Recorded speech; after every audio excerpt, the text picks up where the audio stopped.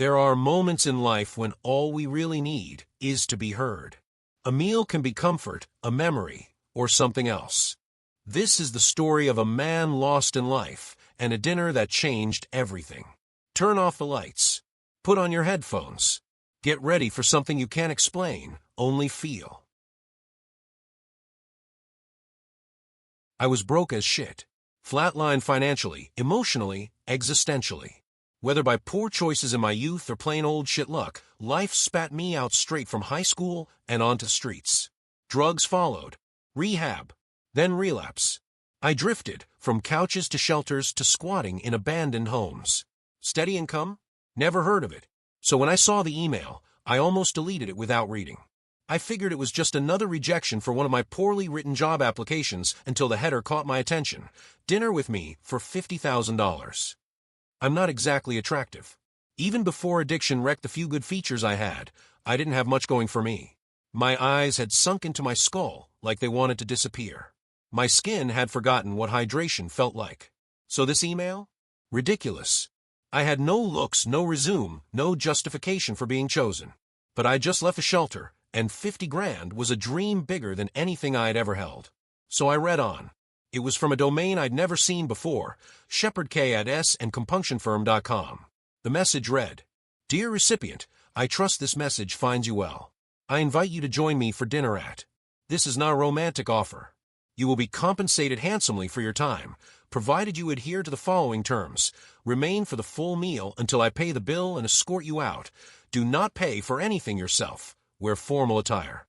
If you don't own a suit, one will be provided at the entrance. It will fit.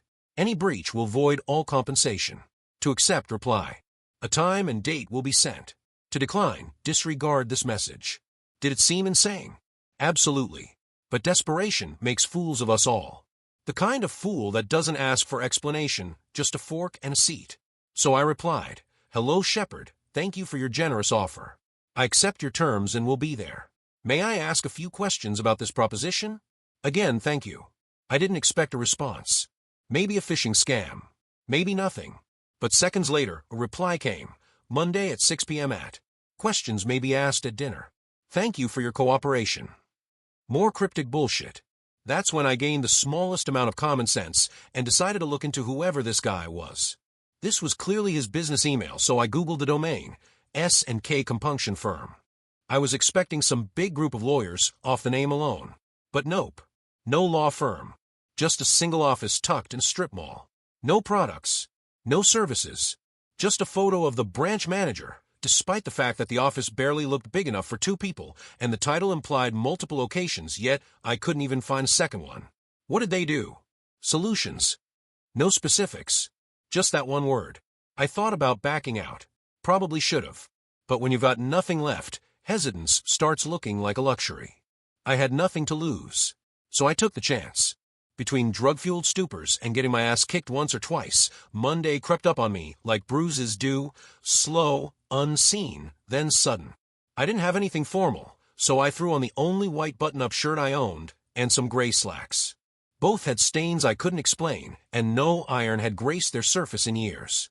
Still, they were the fanciest clothes I had. None of it mattered.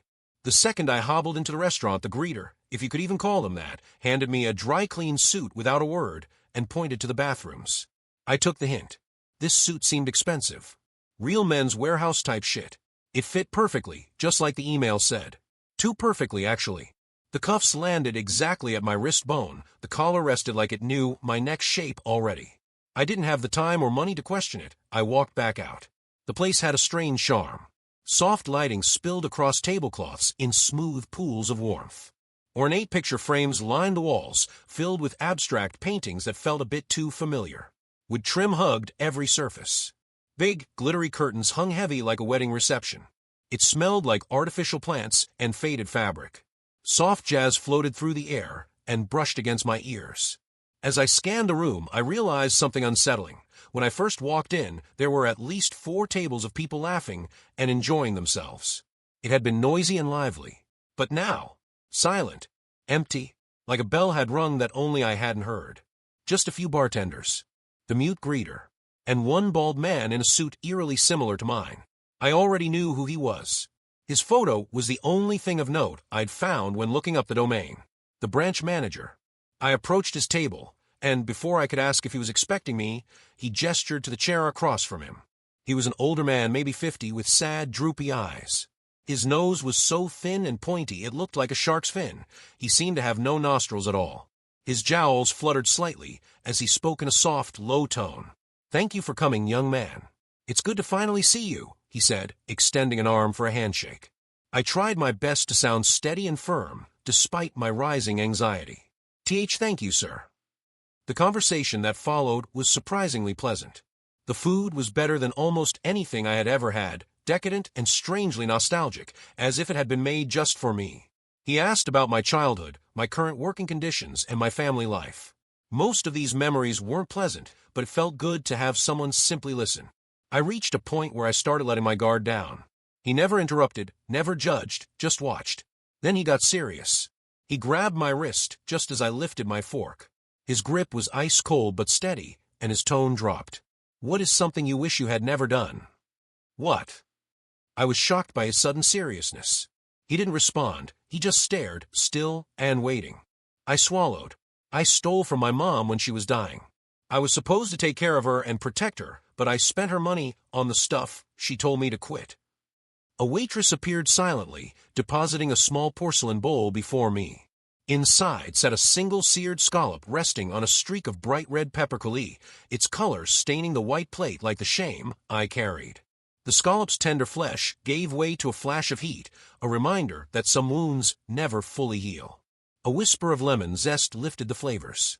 He nodded, no judgment in his eyes, only something quietly accepting, then stood and excused himself to the restroom. As he left, I took a breath and tried to shake off the moment. Then I noticed it. The chandelier above us had one more bulb. Just one. The light it cast bent slightly at the edges, stretching the shadows under our plates.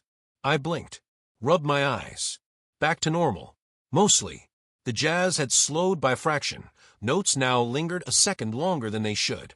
He returned, looking subtly altered. His right side appeared younger and tighter. The left side remained unchanged. A crease near his mouth had vanished, and his smile felt less weighted. He asked again, gently, "What's the kindest thing you've ever done?" I told him about a homeless kid I had let sleep in my car on a freezing night. I didn't know his name and didn't want anything from him. I just locked the doors and stayed up until morning in case someone tried anything. While his gaze lingered, another course arrived. A hollowed apple cradled a warm butternut squash soup, its sweetness tempered by sage oil. The apple's crisp rim framed the velvety broth, echoing the way I had sheltered that boy from the cold. Each spoonful felt like a soft promise of safety in a world so devoid of it. This time, as he listened, something in his face responded. His left eye seemed brighter, and the left side softened. He looked younger somehow. Maybe the light was playing tricks. Or maybe the room had grown darker. He asked another question. "What's the worst lie you've ever told?" I hesitated. I had promised myself I would never recall this memory, yet I felt compelled to tell the old man. When someone close to me overdosed, I could have saved them. I saw them but was frozen in fear, thinking I could be just like them. When the police came, I told them he was already dead when I got there. He nodded again, still no judgment, just listening. I'm not sure how, but as I spoke, a new course appeared. A translucent steamed dumpling sat alone, its skin almost too delicate to touch. The moment I pierced it, a smoky chili broth gushed out, scorching my tongue with the sting of my lies. The gentle wrapper dissolved into nothing, leaving only the burn of a secret I thought I'd buried permanently. Then he stood and walked away, slower this time. His chair creaked slightly as he rose, and the floor beneath it curved outward in a way that made no physical sense. As I waited, I saw the wallpaper behind the bar begin to bubble faintly, like heat was pressing against it from inside. The curtains seemed heavier. The picture frames on the wall had begun to tilt, each at a different angle. Not much, but enough to notice. Enough to make you wonder. The waitstaff didn't change plates. The glasses refilled themselves. And I started noticing something impossible. Everyone in the room had his face. Not exactly, but similar, like a family of clones degraded with each repetition. The bartender blinked with one bulging eye, and the hostess's smile sagged like melting wax. When he came back, the distortion had grown wider. His jaw was uneven, one side shriveled, the other taut as barbed wire. The contrast on his face was more than physical now. It radiated something deeper, like halves of a personality that couldn't agree. He sat, eyes scanning me as if measuring the weight behind my silence. I wasn't sure if he was evaluating my soul or just admiring the way panic settled into the corners of my posture. His voice arrived softly, almost reverent. "What memory do you miss the most?" It took me a moment. Not because I didn't know, but because I was afraid to admit how fragile the truth had become. "I used to swim in Lake Michigan every summer," I said slowly. "With friends. We'd throw ourselves off docks and scream about sea monsters and cold sandwiches. It was stupid, but I felt safe, like I didn't owe anything to anyone." Shepard's good eye glistened. A tear formed and trailed down the brighter side of his face. It lingered at his chin and disappeared into the folds. The darker side remained unflinching, its socket almost hollow now. I stared at him, unsure whether to thank him or run. He didn't speak. He just stood, his movements slower this time, calculated, weighty. The chair creaked like it hated being left alone. This bathroom break felt longer. The silence thickened, and the music was barely audible. The overhead lights dimmed again, and this time they pulsed faintly. One of the picture frames fell sideways. The bartender wiped the same spot over and over, face devoid of emotion, eye bulging slightly. The wallpaper near the entrance was peeling, tiny tendrils reaching outward like roots. A fly circled the wine glass beside my plate, but never landed, looping endlessly. I felt my chest tighten. Shepard returned. This time he didn't sit, he loomed. His face was wrong. The symmetry had given up. One eye bulged fully, twitching in quick spasms, the other was practically sunken.